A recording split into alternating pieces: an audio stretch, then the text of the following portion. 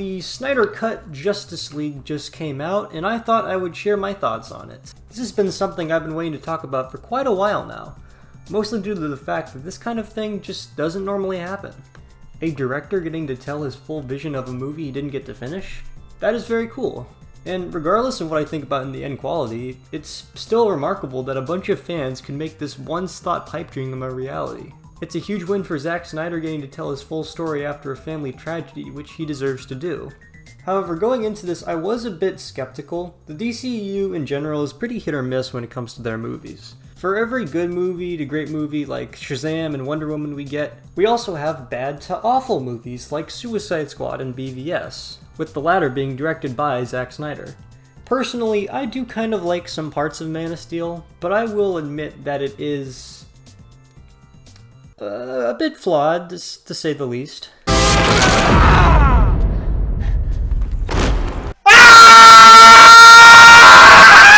Batman v Superman, though, is a whack job mess, and is the main reason why I'm worried for this movie specifically.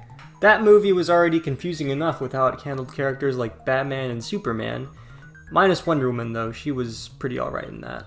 Now take those set of characters and add the Flash, Cyborg, and Jason Momoa, and it really seems like it's set up to take a miss. Hell, even Hawkeye in the original Avengers didn't do anything with the team until the end of the movie.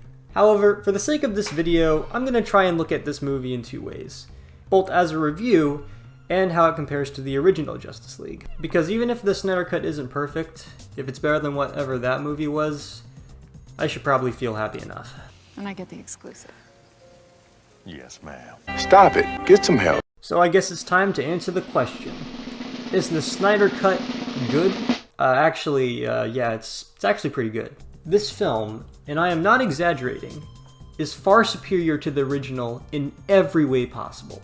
I'll admit, I was a bit soft on the original Justice League and thought it was fine, but after seeing this movie, I realized what a fucking disaster of a movie that was. This movie feels far more watchable than the original. Furthermore, every issue I had with the original is fixed here. With the exception of Wonder Woman, who was already a well-rounded character before this movie, every other character gets both more screen time and development. Batman in this movie doesn't come off as some weird, awkward comic relief character. He's a leader, and you can see him struggle with that here, and that makes it a lot more compelling. I personally think that Ben Affleck has the potential to be a great Batman. It's just that his appearances in past movies either made him too dark or too comedic. Here, it's a nice balance of grit and wit that makes his performance as Batman so much better than it was before. Flash is a lot more of a realized character as well. In the 2017 version, he acts a lot more like Spider-Man than he does his own character. In this movie, while there is still a lot of comedic moments by him, they cut the ones that were the most cringy, and they're helped by the movie's darker tone, which gives the Flash's comedic moments more levity. Cyborg is such a more fleshed out character than he was earlier. Really, he's the heart and soul of the League. You get to know him in a much more deeper and meaningful way than you had previously. And I would argue that he's the most important character in this movie. A lot of the events that take place couldn't really happen without him, and it definitely makes up for the small amount of screen time he was given in the original. Superman and Aquaman mostly stay the same, but they do have little quirks and scenes and line changes that make their character more interesting. However, without a doubt, the most fleshed out character in this movie is Steppenwolf. Joss Whedon really f***ed this guy up. He was essentially just turned into an 8-bit video game villain with no real depth to his character. Also, it doesn't help that he looks like ass in the whole movie. In this version, he has actual understandable motives and is menacing as hell. Whenever he showed up on screen, it was truly horrifying. Whereas when the original would show up, it just felt like it was horrifying to look at. Visually, I also think the Snyder Cut is also better. It does have some minor inconsistencies with the CGI, but on the whole, it's a lot more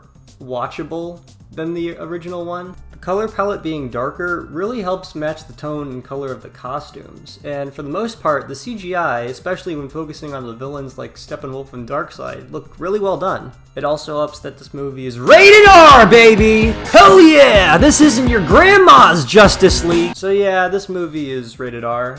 And while it does have gore and F-bombs, I don't think it's over the top or edgy necessarily, and I personally think it adds to the suspense of the movie. Moreover, the world building is actually really well done here. We get to see a lot of facets of the DC universe that we would never have gotten to see in a shorter time period, and it's done in a way that flows really well. Now, it's not to say the movie's perfect or anything like that. There are some things that did bother me. It's here where we get into minor spoiler territory, so heads up and look for that time code that you see on screen in order to avoid spoilers.